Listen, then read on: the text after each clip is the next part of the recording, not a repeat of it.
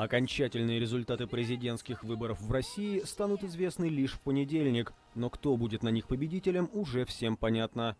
Владимир Путин вечером в воскресенье появился на митинге-концерте в честь 4-летия присоединения Крыма к России. Дорогие друзья, спасибо, что в этот морозный московский вечер вы собрались здесь, в центре столицы. Спасибо вам большое за поддержку.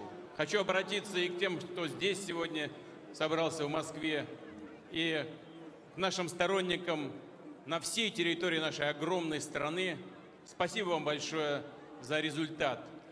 Подавляющее большинство собравшихся на Манежной площади поддержали кандидатуру действующего президента.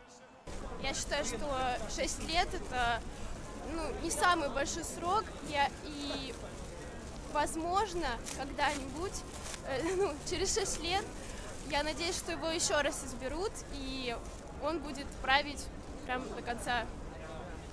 Некоторые из собравшихся, однако, эту позицию не разделяют. Я не поставил в сопли. Нас привезли с работы. Так, я бы сам не пришел сюда. А президента я как бы не поддерживаю своего. Не хотел бы, чтобы еще 6 лет правил.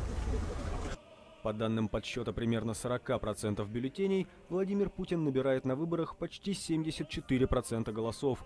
Второе место с большим отрывом занимает Павел Грудинин. Его поддержали менее 15% избирателей.